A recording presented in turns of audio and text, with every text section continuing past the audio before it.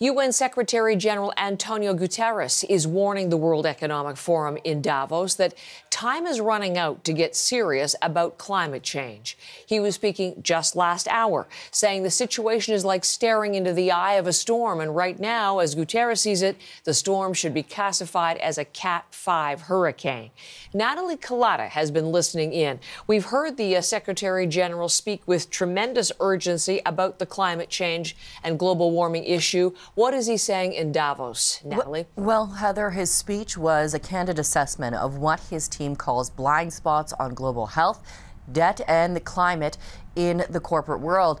All he says are creating grave problems on a scale not seen for generations, adding the science has been clear for decades, but that big oil companies are still racing to expand production, even though, quote, their business model is, he says, inconsistent with human survival, adding that, quote, this insanity belongs in science fiction. Now, he compared big oil to tobacco companies, saying, like tobacco, big oil needs to be held to account. Here's more from him. We are flirting with climate disaster. Every week brings a new climate horror story.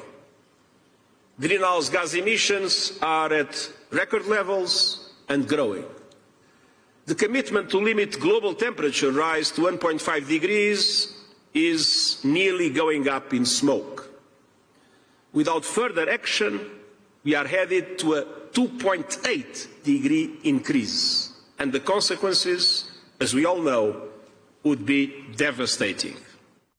Now, listening into that, major energy firms like BP and Chevron, they are at Davos along with 1,500 other business leaders. Earlier this week, the UN Secretary General did take to Twitter saying this: if we want to avert climate catastrophe, renewables are the only credible path forward. Only renewables can safeguard our future, close the gap, the energy access gap, stabilize prices, and ensure energy security. Now, Guterres also said when you add in the conflict, the war in Ukraine in particular, the Russian invasion there, that really making things worse, he said, pointing to profound global implications on global food prices, as well as energy prices, as well as exports, and all of that on top of international law. That was just some of the highlights of what he said in that address in Davos this morning.